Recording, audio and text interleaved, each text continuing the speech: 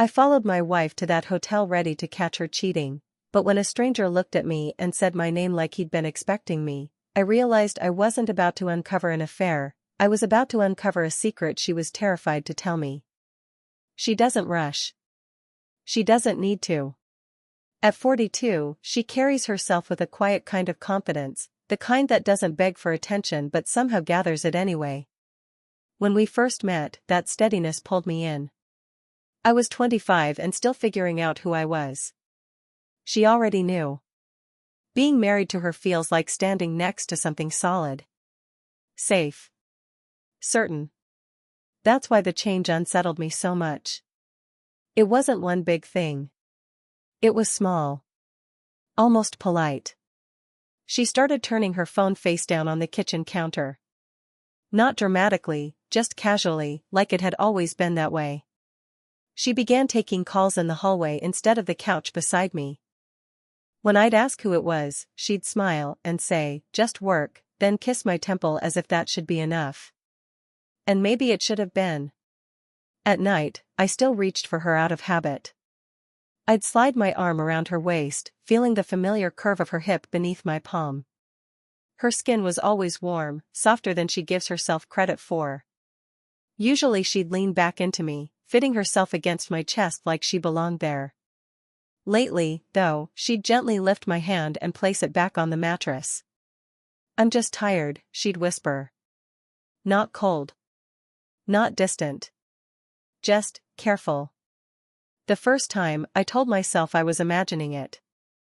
The second time, I stayed awake longer than I should have, staring at the ceiling while her breathing evened out beside me. I hated the thoughts creeping in. Maybe this was what people warned me about when we got married. The age gap.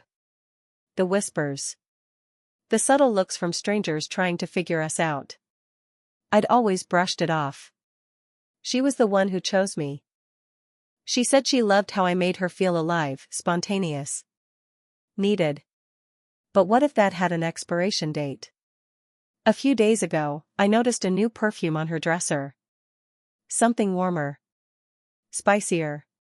It clung to the air when she walked past me in the hallway. When I told her she smelled good, she hesitated, just a fraction of a second, before saying thank you. That hesitation stuck with me longer than the scent did. Then came the conference. "It's downtown," she said, smoothing out the front of her dress in the mirror. It was navy blue, fitted but elegant. One of my favorites. She rarely wore it unless we were going somewhere nice. "Overnight?" I asked, keeping my tone light. She nodded. "Just one night." When I leaned in to kiss her goodbye, her lips brushed mine quickly. Too quickly. A polite kiss. The kind you give someone when you're already thinking about the door. She adjusted her hair, checked her reflection once more, and walked out.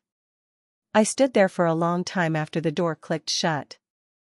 I told myself trust was stronger than insecurity. That love didn't require surveillance. But an hour later, I was in my car. I didn't follow her because I wanted to catch her.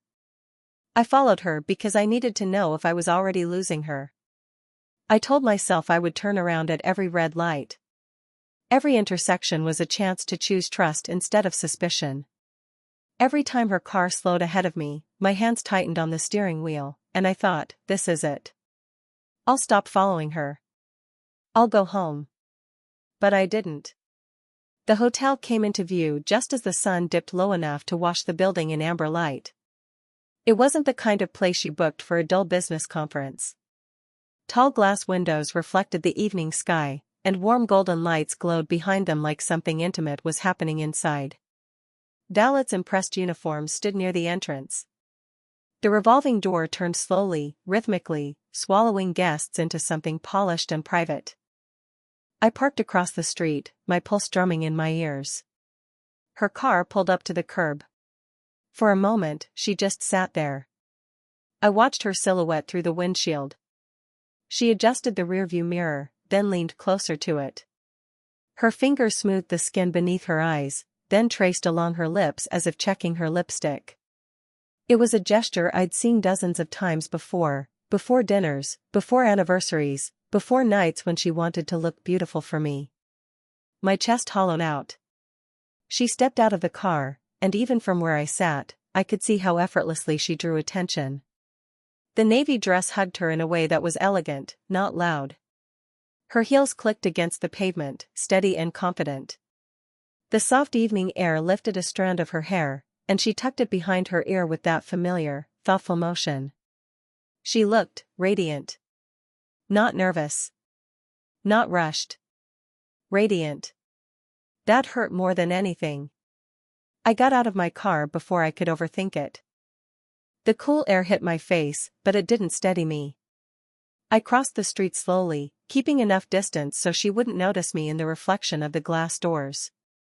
She paused just before entering, catching her reflection in the window. She smoothed her dress again, once down the front, once over her hips. That was when my stomach dropped. She only did that when she cared about being seen. The revolving door swallowed her. I stood outside for a full 10 seconds, staring at my own reflection now layered over the warm interior glow. I looked younger than I felt. Uncertain. Out of place. Then I pushed the door and stepped inside. The lobby smelled faintly of polished wood and something floral, expensive but subtle. Soft instrumental music drifted from hidden speakers. A chandelier cast warm light across marble floors that gleamed beneath my shoes. Couples stood near the bar, laughing quietly. A man in a tailored suit adjusted his cufflinks while a woman beside him rested her hand lightly on his arm. I felt like an intruder in someone else's story. I scanned the room for her, but she was gone, already past the front desk, maybe in the elevator, maybe, "You must be Daniel." The voice was calm. Certain. I turned. The man standing a few feet away looked to be in his mid-40s. Composed. Observant. Not smug. Not surprised. He wasn't asking my name. He already knew it. My mouth went dry. Sorry. I managed. He offered a small, measured smile. She said you might come. The words didn't feel like a confrontation. They felt like confirmation. And suddenly, the fear I'd been carrying in my chest shifted. Because this didn't feel like catching someone in a lie. It felt like walking into something I was never meant to understand. For a second, I thought I'd misheard him. The lobby noise dulled into something distant and underwater, like my body had decided this moment required insulation. I studied the man in front of me, the calm posture, the steady breathing, the way his hands rested loosely in the pockets of his coat. He wasn't defensive. He wasn't arrogant. If anything, he looked prepared. "I'm sorry," I said, forcing my voice to work. "Do I know you?" He shook his head gently. "No. But I know who you are." That should have made me angrier than it did. Instead, I felt cold. He gestured toward a pair of leather chairs tucked near a tall indoor plant, slightly removed from the center of the lobby. "Would you mind sitting for a moment?" The audacity of it almost snapped me back into myself. "You think I'm just going to sit down?" I asked, my voice tight. "I think," he said evenly, "you deserve to understand what's happening before you assume the worst." The worst. The word hit harder than it should have. My legs felt unsteady anyway, so I walked toward the chairs despite myself. The leather was cool when I sat, firm and grounding.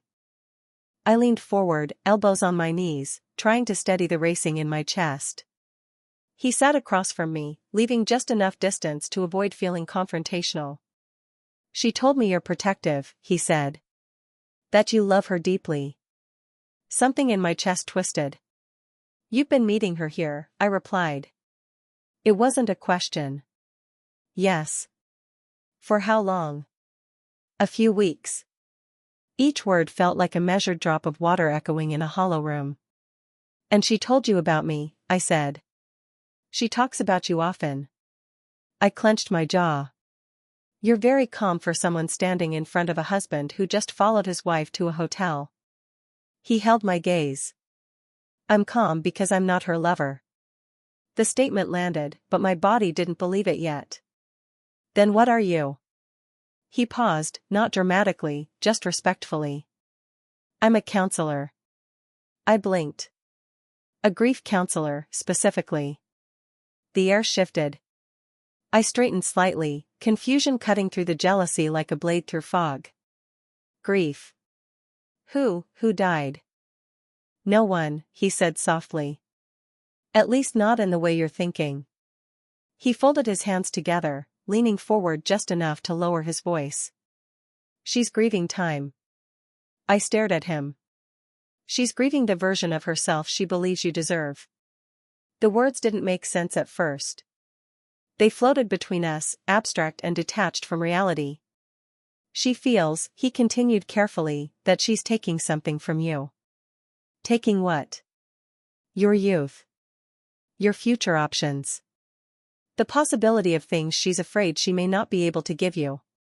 My stomach tightened, but not from betrayal. From recognition. He watched my reaction closely. She didn't want you to see her uncertainty. She believes you see her as strong. Certain. Unshakable. I thought about the night she turned away gently. The hesitation when I complimented her. The way she'd gone quiet when friends joked about age differences at dinner parties. She said you make her feel young, he added. But she worries that one day you'll wake up and realize you want someone who actually is. I leaned back into the chair, the leather creaking under my weight. She told me you might follow her, he said. Why? My voice barely held together. Because she knows you love her enough to be afraid. That hurt in a different way. Upstairs, somewhere above us, my wife was waiting. Not in someone else's arms. But in her own doubt. And for the first time since I'd stepped into that hotel, the fear in my chest wasn't about losing her to another man. It was about realizing she'd been losing herself quietly, right beside me. I didn't realize I was gripping the edge of the chair until my fingers started to ache. Grieving time. The phrase kept circling in my head like something fragile I didn't know how to hold. She feels it in small ways, the counselor continued gently. Moments you probably wouldn't even notice. A new line near her eyes. The way her energy dips faster than it used to. The way strangers assume she's further along in life than you are. I swallowed. She told me about a dinner party, he added. A woman asked if she was worried you'd want children someday. She laughed it off. But she couldn't stop thinking about it afterward. I remembered that dinner. She'd smiled so gracefully when the question came, brushing it aside with humor. Under the table, though, her hand had tightened around mine. I'd squeezed back, thinking she was annoyed. I didn't realize she was afraid. She thinks you don't see it yet, he said. But she's convinced one day you will. And when that day comes, she doesn't want to be the reason you feel trapped. The word trapped lodged in my throat. I've never made her feel that way, I said quickly. I believe you, he replied. But fear doesn't wait for evidence. Silence settled between us again, softer this time. She loves you, he continued. That's why she's here. She wanted to process these feelings before they turned into resentment, toward you or toward herself. I exhaled slowly, the tension in my chest shifting into something heavier. Sadder. She told me, he said, that when you hold her at night, she sometimes pulls away not because she doesn't want you, but because she's thinking about the future. She imagines you 10 years from now. Still young. Still building. And she wonders if she'll be slowing you down. The memory hit immediately. The way she'd gently move my hand from her waist. The soft apology in her voice when she said she was tired. It hadn't felt cold. It had felt careful. She's terrified of becoming a burden, he said quietly. Of being the older woman people whisper about when you're not around. I thought about the looks we sometimes got in public. The subtle double takes. The assumptions. I'd always brushed them off. Maybe she never could. She didn't tell you, he added, because she didn't want you comforting her out of obligation. She wanted you to choose her freely, without her insecurities influencing that choice. A tightness formed behind my eyes. She believes you deserve the option to walk away someday without guilt, he said. And that thought breaks her. I leaned forward, pressing my palms together, trying to steady the rush of emotion building in my chest. All this time, I thought she was pulling away from me. She was bracing herself for me to leave. She's upstairs right now, he said softly. Trying to decide if she's strong enough to have this conversation with you.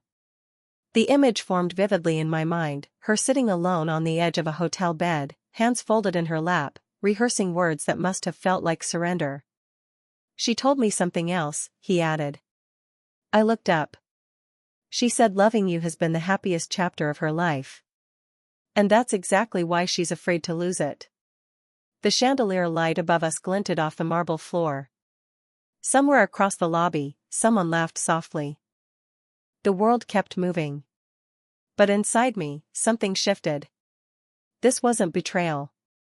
It was vulnerability she didn't know how to share.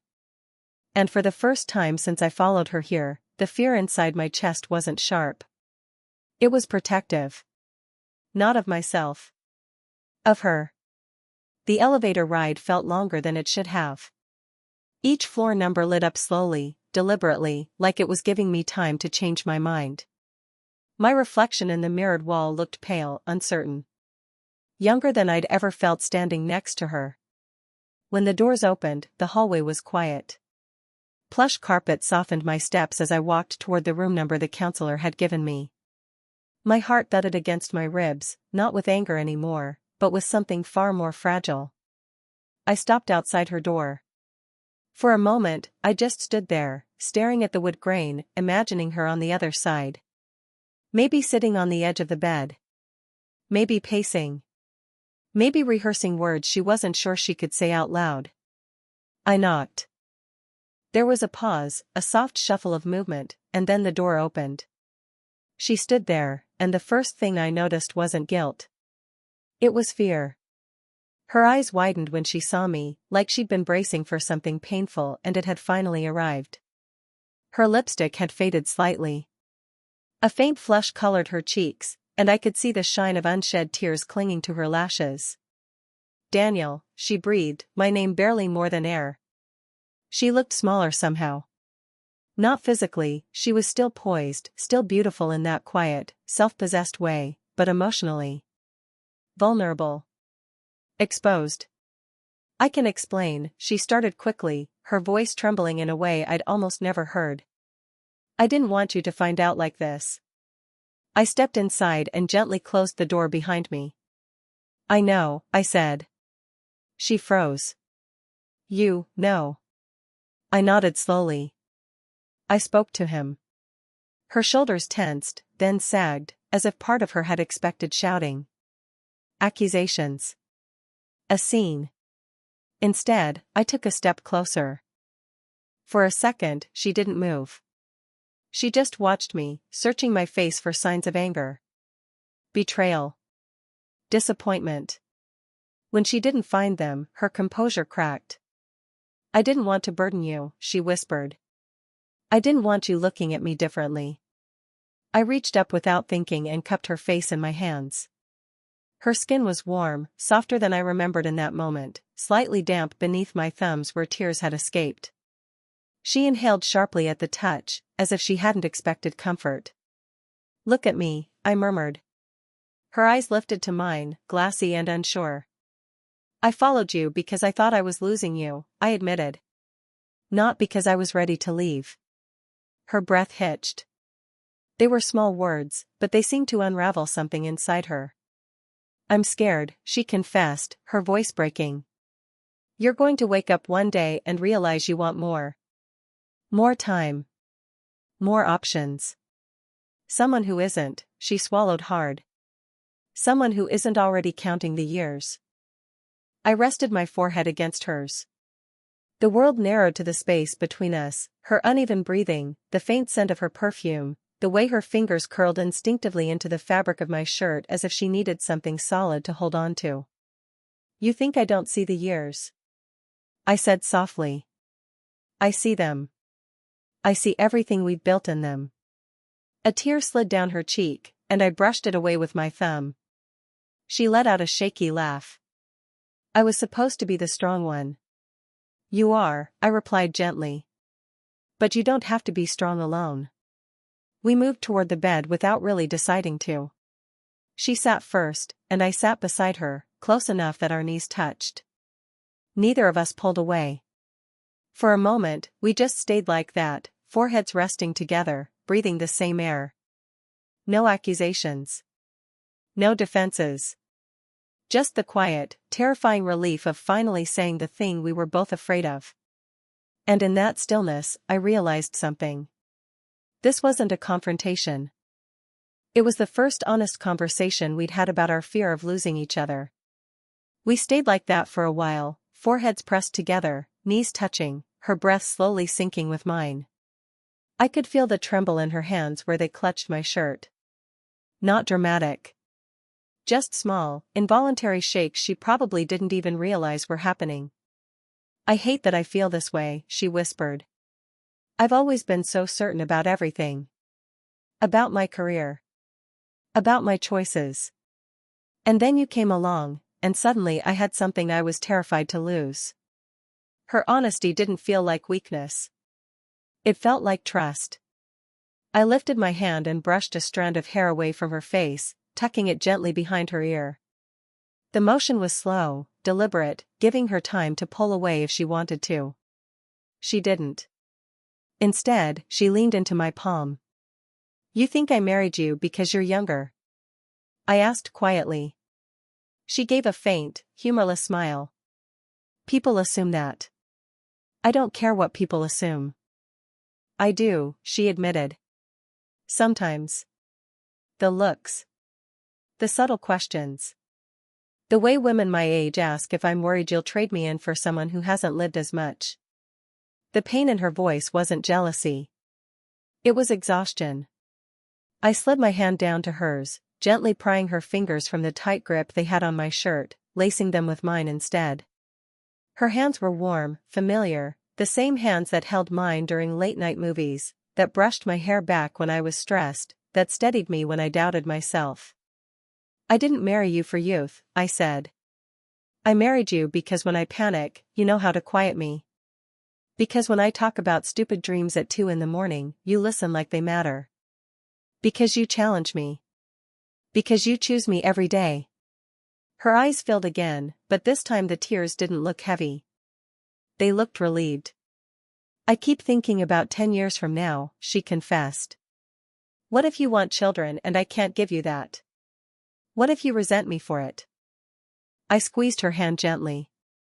If I want something different someday, we'll face it together. Not alone in separate rooms. Not in secret. She searched my face like she was looking for cracks in my certainty. Instead, I leaned in and pressed a slow, lingering kiss to her lips. It wasn't desperate. It wasn't urgent. It was grounding. Her breath caught, and for a second she hesitated, that same familiar hesitation from the past few weeks, but this time, she didn't pull away. Her hand slid up to my chest, resting over my heartbeat. I felt her relax when she realized how steady it was. When we parted, our noses brushed softly. You're not stealing my future, I murmured. You are my future. Her lips trembled at that, and she let out a soft laugh through tears. You're too young to be this certain. Or maybe I'm just old enough. She shook her head gently, then leaned forward, resting her forehead against my shoulder. I wrapped my arms around her fully this time, not tentative, not questioning. She melted into the embrace. No pulling away. No careful distance. Just warmth. Her fingers traced absent patterns along my back, slow and thoughtful, as if relearning the shape of something she'd been afraid to hold too tightly. I'm sorry I didn't tell you sooner, she whispered against my chest. I'm sorry I followed you, I admitted. She tilted her head up slightly. I'm not, she said softly. It means you care. I rested my chin against the top of her head, breathing in the familiar scent of her perfume. For the first time in weeks, there was no invisible space between us. Just closeness. And the quiet understanding that sometimes love isn't about fighting for each other, it's about choosing to stay, even when fear tells you to let go. We didn't rush to leave. There was no dramatic exit, no hurried packing of emotional baggage. We just sat there a little longer, her body still tucked against mine, as if we were both memorizing the feeling of finally being honest. Eventually, she pulled back slightly, brushing her fingers beneath her eyes to clear the last traces of tears. "I must look ridiculous," she said softly. "You look like my wife," I replied. "And she's allowed to feel things." That earned me a small, real smile, the kind that reaches her eyes. She stood first, smoothing down her dress, but this time the gesture felt different. Not like she was preparing to be seen by someone else. More like she was steadying herself before stepping back into the world with me. When we walked out of the room, our hands found each other naturally. No hesitation. Her fingers slid between mine, warm and firm, and she gave a small squeeze, not seeking reassurance, but offering it. The elevator ride down felt lighter. She leaned slightly into my side, her shoulder brushing my arm.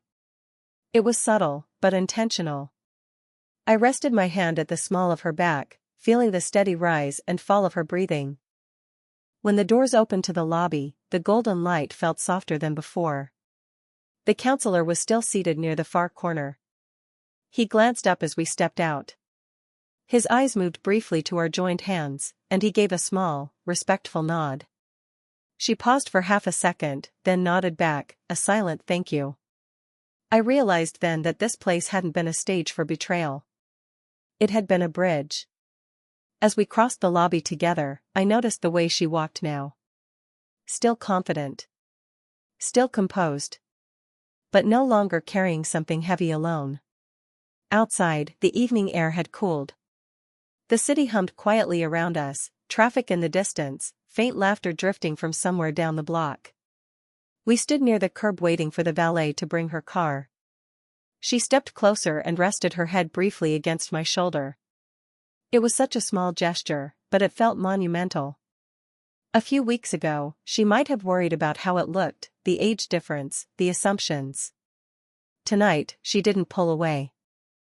"I've spent so much time worrying about losing you," she murmured, her voice barely louder than the traffic. I almost created the distance I was afraid of.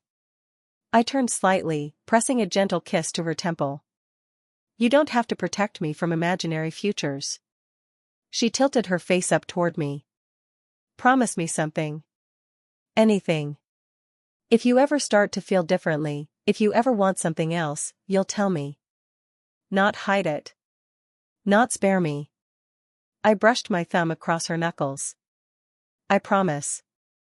"And you promise me something too." She raised an eyebrow softly. "No more fighting fears alone." Her expression softened completely then. "Deal." The car pulled up, but neither of us moved immediately. Instead, she reached up, adjusting my collar like she sometimes does before we walk into a restaurant. Her fingers lingered there for a moment, resting against my chest. "You know," she said quietly, "I married you because you made me feel alive." I smiled faintly. "And I married you because you make me feel steady." This time when she leaned in to kiss me, it wasn't rushed. It wasn't careful. It was sure. When we finally drove home, her hand stayed on my thigh the entire ride, absent-minded circles traced through the fabric, a quiet reminder that she was there. That night, back in our bed, I reached for her again. And this time, when I wrapped my arm around her waist, she stayed. Not because she was afraid to lose me. But because she knew she didn't have to.